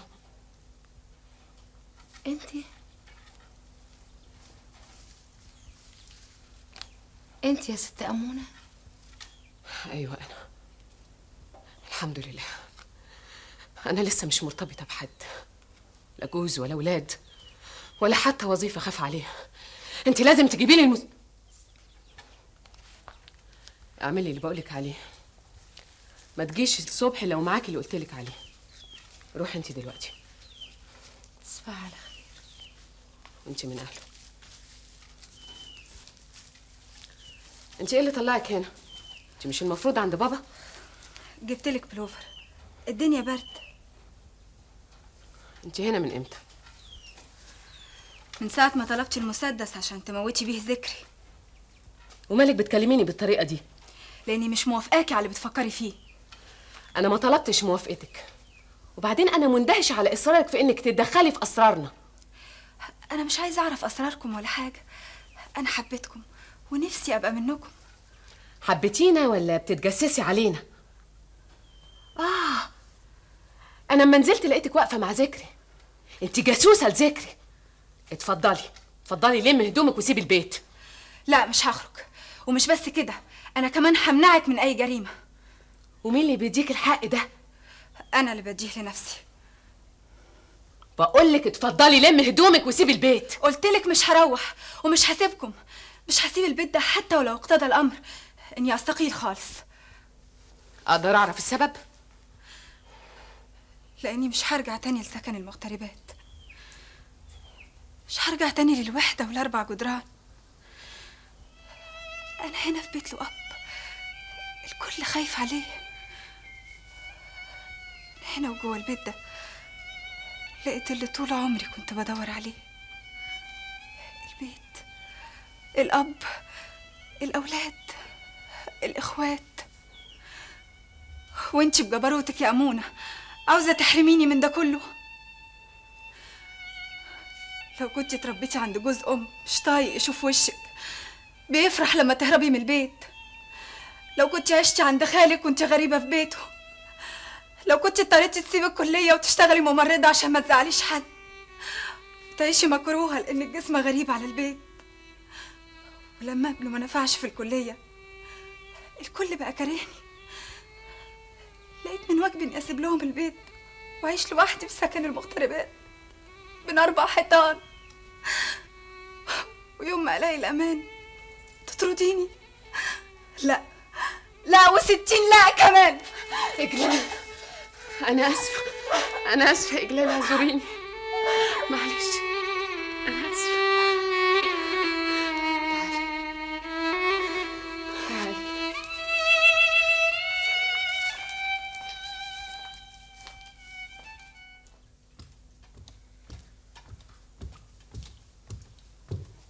عنك انت. لا معلش، بس روحي انت جهزي الفطار، احسن ده اتضايق قوي لما شافني شايله صينيه الميه بعد ما غسل وشه. سأل على سمر؟ طبعا. قلتي له؟ انا صحيح ما عنديش اهل، لكن عندي مبدأ. إجلال، انت لسه زعلانة مني من اللي حصل امبارح؟ لا ابدا، بس ما كنتش احب اقول اللي قلته. انت قلتيه غصب عنك، زي ما انا اتصرفت معاكي غصب عني. وياما الانسان بيعمل حاجات غصب عنه. فعلا.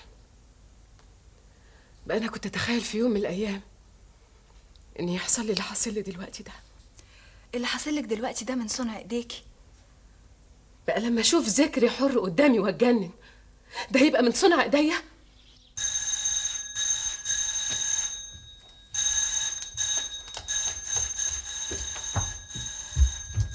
مين؟ افتحي بسرعة، افتحي بسرعة يا ست أمونة، أنا مش هعرف أعملي معروف. انت رايح فين؟ وعاوز مين؟ معتز مش هنا طبعا. لا مش هنا، انت عاوز مين بالظبط؟ عم صون، الست أمونة، أي حد أي حد. ذكري الحمد لله يا ابني، ربنا نجاك، الحمد لله. احنا لازم نبلغ البوليس. لا لا، ده ايه؟ ينضرب عليك النار وما تبلغش البوليس ليه؟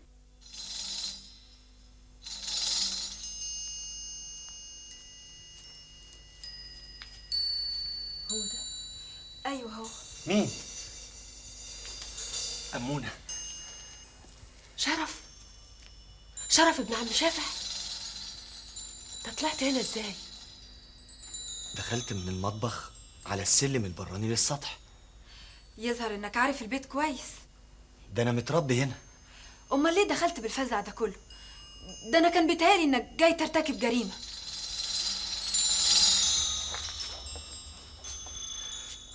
مين دي؟ دي الممرضة بتاعت بابا. اسمعي، أنا مش عايز أي حد يعرف إن أنا جيت هنا. ليه؟ بعدين أنا هفهمك كل حاجة.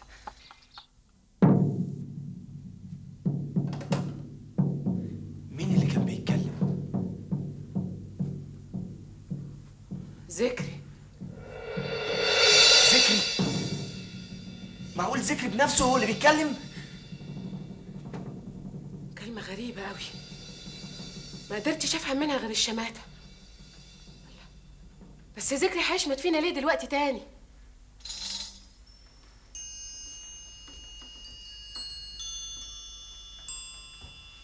معتز، عشان يكون اخويا معتز جراله حاجة؟ معقول؟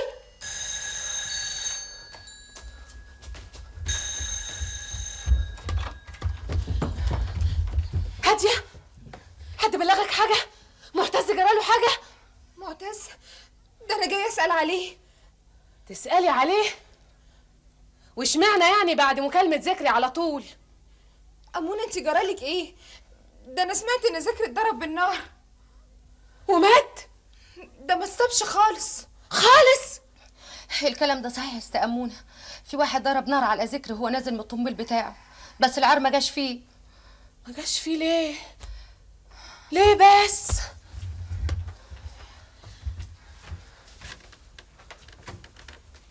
امال مين اللي عملها؟ يكون الله. طب وما رجعش على البيت ليه على طول؟ هو انا قلبي حاسس انه هو يا هاديه. يا ست أمونة، محدش يعرف مين اللي ضرب النار. الله، ده انا لسه مكلمه في التليفون دلوقتي. ايه اللي جرى؟ لازم حد يروح يطمن على معتز دلوقتي حالا في مصر، لازم. الدكتور في المستشفى، أنا سايباه في مصر. في المستشفى؟ امال مين اللي عملها؟ انت يا سمر اللي عملتيها مش كده؟ لا يا اختي. فين المسدس اللي قلتلك اشتريهولي؟ انت كدابه، انت اشتريتي المسدس وحاولتي. يا حمد يا ست أمونة، يعني عايزة أنا أدعي لنفسي شيء ما حصلش.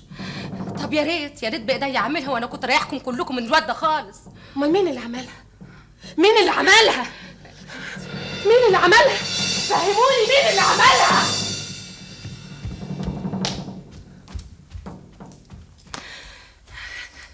اله الا الله. مسكينه ست امونه، لو فضلت على الحال ده هتتجنن يا ولداه. انت فعلا ما اشتريتيش المسدس؟ انت كمان عرفتي؟ بصحيح اشتريتيه ولا لا؟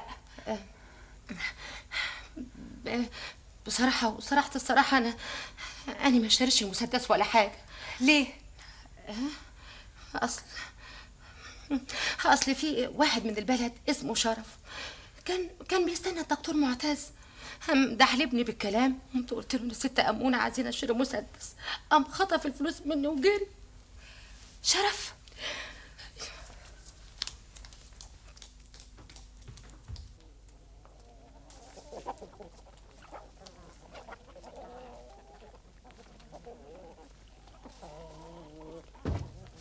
مين؟ ما تخافش، انا اجلال. هخاف من ايه؟ هو حصل حاجه؟ اكيد ما اكلتش من اول النهار. اتفضل كل.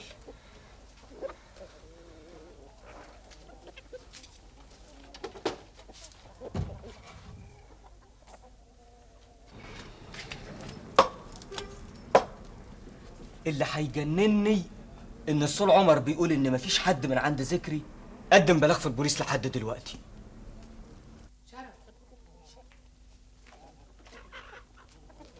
شرف، انت هنا بتعمل ايه؟ انا افتكرتك روحت.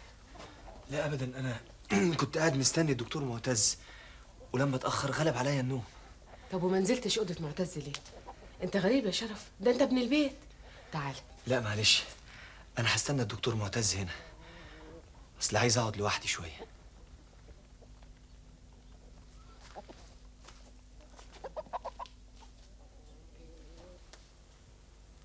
ايه ده؟ انت لسه ما طلعتيش لبابا؟ ها؟ لا طلع اهو. ايه اللي انت بتقريه ده؟ ابدا، دي روايه بوليسيه. تقومي تستغرقي فيها الاستغراق ده كله؟ اصل موضوعها ظريف. بالك رايق، عشان كده بتقدري تقري. كل واحد عنده هموم، بس انا بقى ما بحبش استسلم للهموم الكتير وبفضل اقرا، وبدل ما عقلي يوديني للغز من خالي واللي عمله فيا بقرا، بتوه جوه تفاصيل الروايه، وفي النهايه بطلع بحاجه، معلومه جديده، فكره. تصبحي على خير. وانتي من اهله.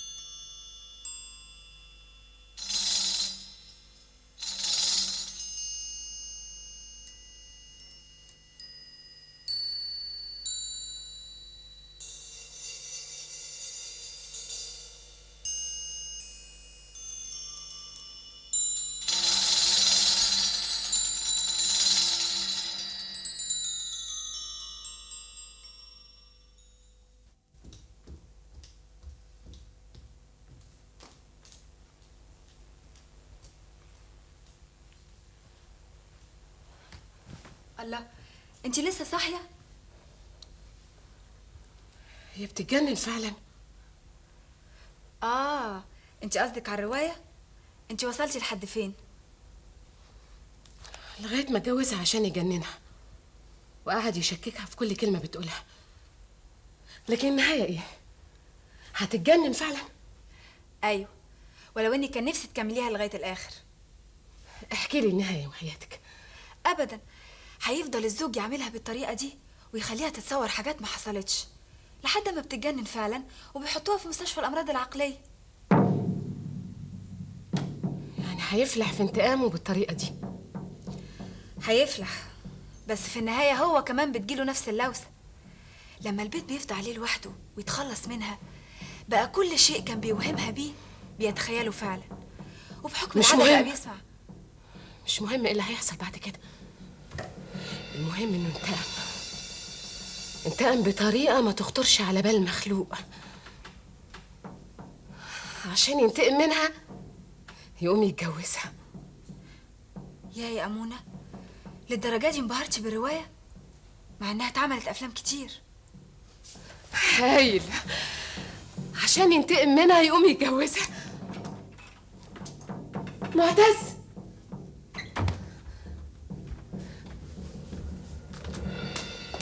ازيك يا معتز؟ ازيك يا اخويا؟ ازيك يا حبيبي؟ ازيك؟ انت مالك فرحانه كده ليه؟ لا ابدا، اصل كنت قلقانه عليك طول النهار، مش النهارده بس، من ساعه ما سبت البيت. لكن خلاص يا معتز، كل شيء هيبقى عال. ارجع تاني واقعد مع بابا، والتفت لشغلك وكليتك ودراستك. انت هتبقى استاذ كبير قوي. أمونة، انت جرالك ايه؟ ما كنتش اتخيل ابدا ان اجي البيت بعد الغيبه دي واسمع منك اللي قلتيه ده. خلاص يا احب الناس واعقلهم، خلاص احزانك هتنتهي. ازاي يعني؟ قولي لي. اصل انا حلمت حلم غريب قوي.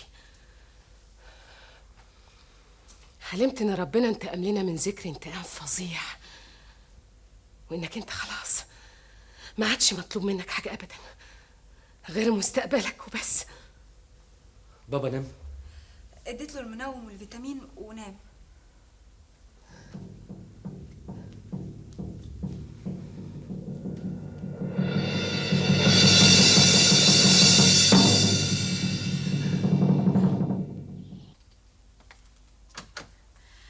ايه الاناقه دي كلها؟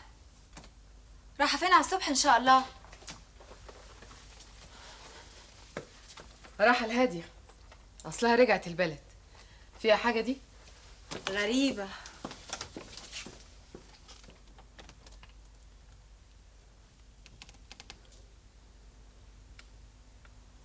ادعيلي يا بابا، ادعيلي تنجح خطتي واخد لك حقك عشان تسامح معتز. ولما شفته رايح هناك جيت قلت لحضرتك على طول. ذكري راح بيت هادية؟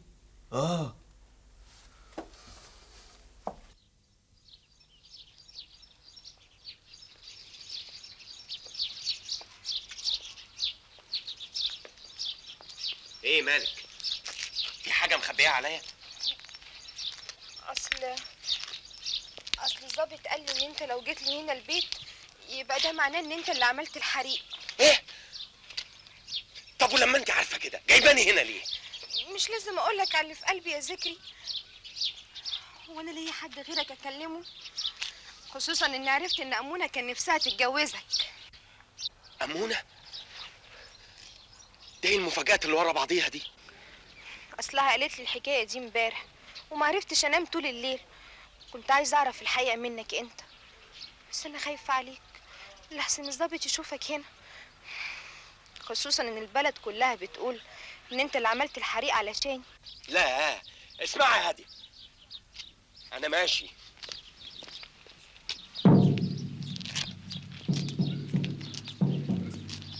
أمونة؟ انت ايه اللي جايبك هنا؟ هو غلط ان اجي اعتذر لك يا ذكري؟ اعتذر لك عن اللي عملته معاك ومع أبلة حسينة النظرة؟ ما تسألنيش ايه اللي غيرني. الحقيقة انا اتأكدت من براءتك في موضوع الحريق وعرفت مين اللي عملها. ايه؟ عرفت مين اللي عملها؟ ازاي يعني؟ مش هقول لك الا بعد ما تقبل اعتذاري. انت ناويالي على ايه بالظبط؟ معقول يا هادية ان ذكري ابن ابو الفرع بحاله يخاف مني انا؟ انا ما بخافش من حد، انت فاهمه؟ استاذ ذكري، انت مش لسه امبارح قايل انك ما بتحبش هاديه وان هي اللي بتحبك؟ اقدر اعرف ايه اللي خلاك تيجي هنا تاني دلوقتي؟ انا ماليش دعوه بحاجه يا سعاده البيه، ماليش دعوه بحاجه. انا ماشي. هو جه هنا عشان يقابلني انا، هي دي الحقيقه. مش ده اللي انت متهماه بالحريق؟ ايوه، بس من غيظي.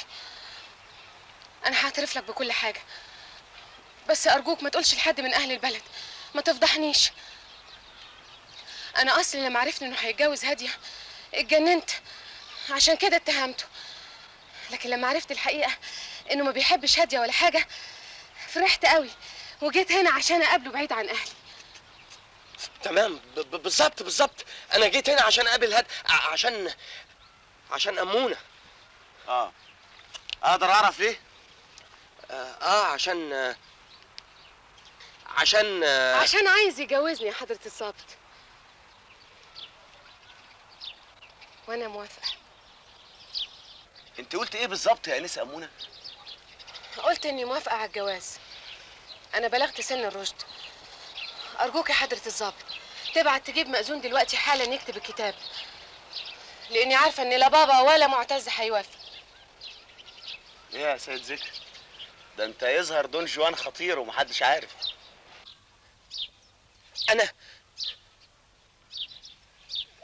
انا ايه؟ شكلك كده زي ما تكون اتفاجئت. هو فعلا اتفاجئ بموافقتي يا حضره الضابط. اصل لغايه امبارح كنت مصممه انه لازم ياخد موافقه بابا، وبعدين غيرت رايي. طب سؤال واحد لو سمحت يا انسه امونه، لو التوافق ده فعلا موجود بينكم من زمان، طردت الاستاذ ذكري من بيتكم ليه؟ بابا هو اللي زعلان مع ذكري، فكان لازم اطرده بصوت عالي عشان بابا يسمع. بس انا فاكر انك اتهمتيه يوم حادثه الحريق. حضرتك عارف ان المواقف الصعبه اللي بالشكل ده الاعصاب بتفلت فيها. عجيبه. عموما دي بشرة خير لصلح كبير بين العيلتين. يلا بينا يا سيد ذكري وانا استدعي مأذون. انا ما عنديش مانع اروح مع حضرتك، واذا كنت سيادتك شايف ان الجوازه دي صلح بين العيلتين فلازم موافقه عم صون الصاوي، ولا انا غلطان يا امونه؟ هو فعلا عنده حق، فعلا عندك حق يا سيد ذكري. عموما انا هحاول اتصرف في الموضوع ده. اذا كان كده انا ما عنديش اي مانع.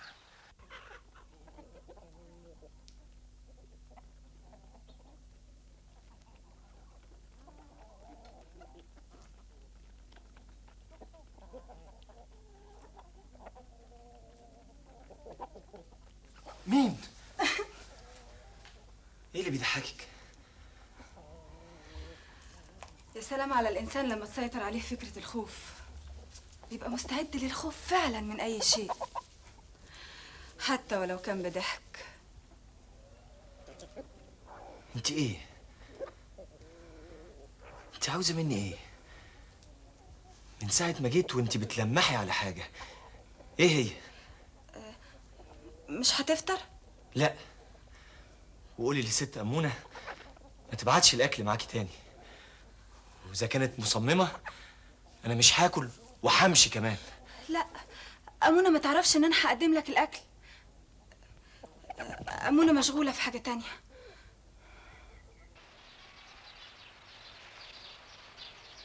انا مش مصدق نفسي، ده أمونة حطت ايدها في ايد ذكري. خلاص يا حضره الضابط، انا هسيب لحضرتك مساله اقناع بابا بالجواز. ربنا يوفقني ان شاء الله. ايه يا سيد ذكري، مش ماشي ولا ايه؟ طبعا. السلام عليكم. مع السلامه. مع السلامه يا ابن ابو الفرح. ايه اللي انت عملتيه ده؟ معقوله يا امونه؟ معقوله انت تتجوزي ذكري؟ ده انت طول عمرك بتقنعيني بهيافته. ده انت رميتي في وش ذكري قنبله. هي فعلا قنبله، بس محدش عارف هتنفجر في مين. في ظابط عاوز سيادتك. الظابط؟ امال فين امونه؟ أمونة خرجت. راحت فين؟ معرفش. طب ناديله. اتفضل يا فندم. صباح الخير. صباح الخير. اتفضل سيادتك هنا. شكرا. خير يا حضرة الضابط؟ خير ان شاء الله. حضرتك تحب تشرب حاجة ساقعة ولا سخنة؟ شربات. ايه شربات؟ شربات في بيتي هنا بعد اللي حصل؟ حضرتك استريح بس وانا هشرح لك كل حاجه.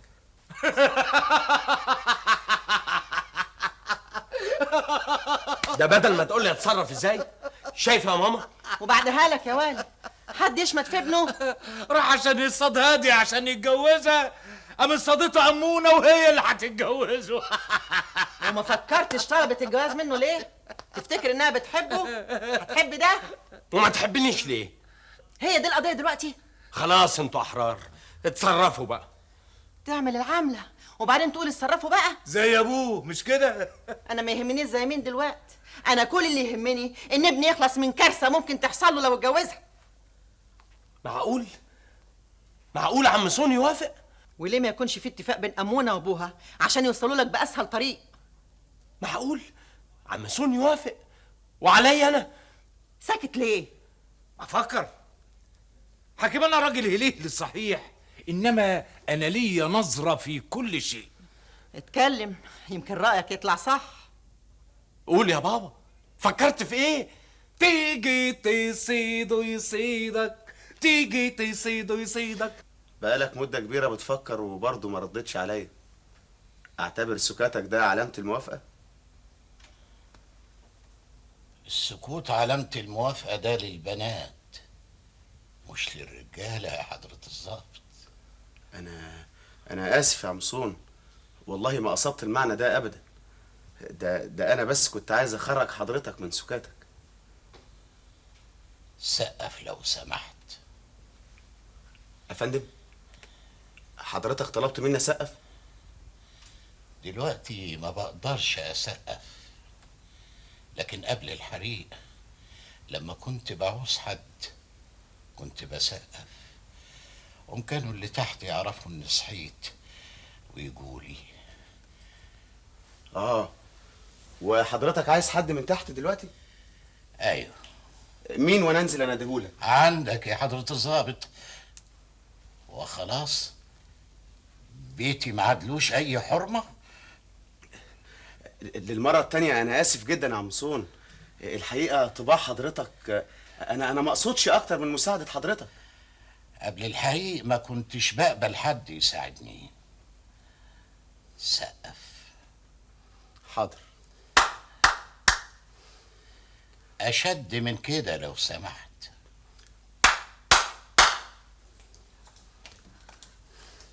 أي خدمة؟ فسحي الطريق علشان حضرة الضابط هينزل. يعني مصر انك ما توافقش على جواز امونة؟ أنا ما بخافش من التهديد يا ابني، دي حاجة، والحاجة التانية أنا خلاص بقيت عاجز والأمر كله بيد الله. لما يجي ابني الكبير الدكتور معتز هنرد عليك. السلام عليكم.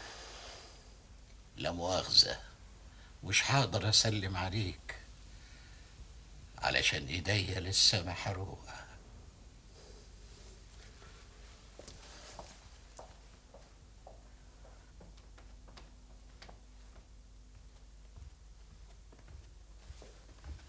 قطعا ما وافقش.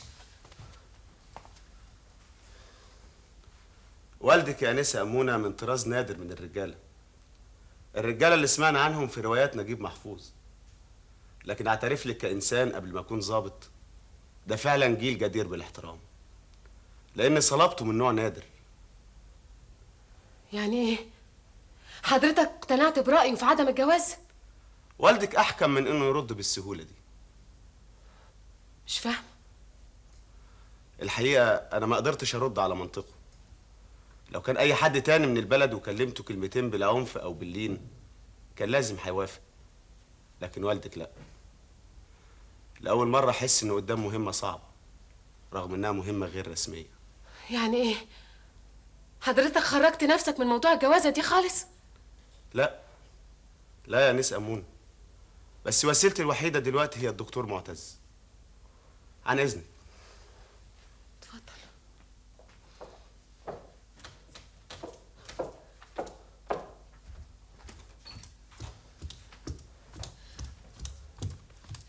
أمونة، بابا عاوزك.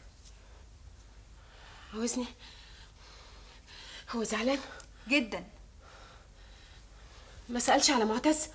لا، لكن كل اللي فهمته انه عاوزك بخصوص الجواز من ذكري.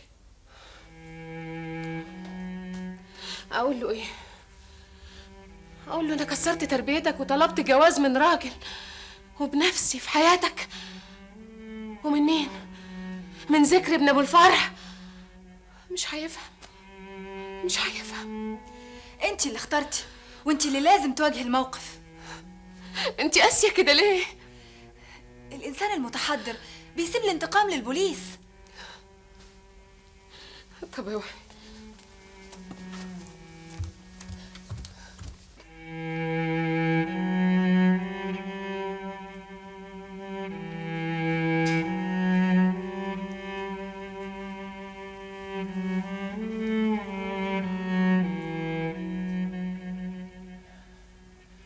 أمونة،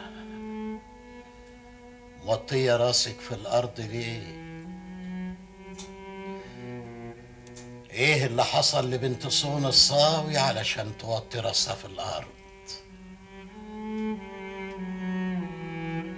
سيبينا لوحدنا يا إجلال. حاضر، بس حضرتك ما تجهدش نفسك.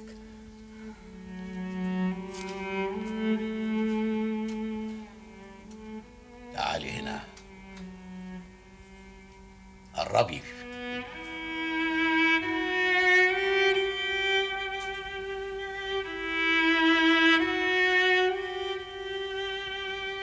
اعترفي بعملتك السودة، اعترفي بعارك. عار؟ ما تقولش الكلمة دي أبدا.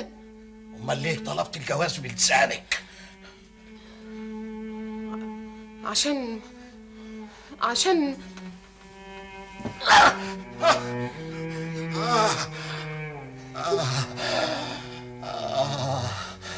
حتى تأديبك مانيش قادر عليه.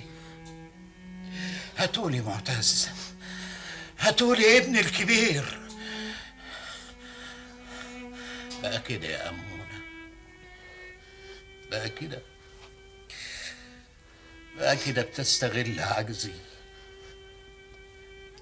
طب كنت تعمليها قبل الحريق علشان اقدر اقتلك واخلص من عارك.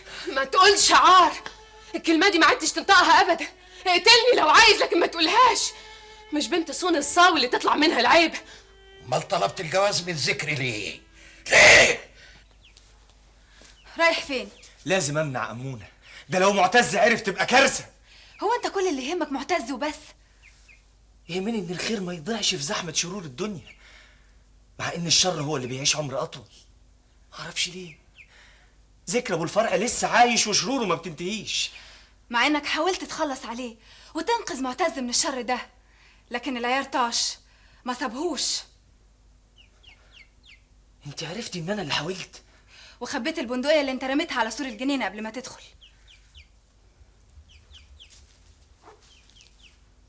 وما بلغتيش البوليس ولا حتى ذكري؟ مش لازم نقاوم الجريمة بجريمة أكبر.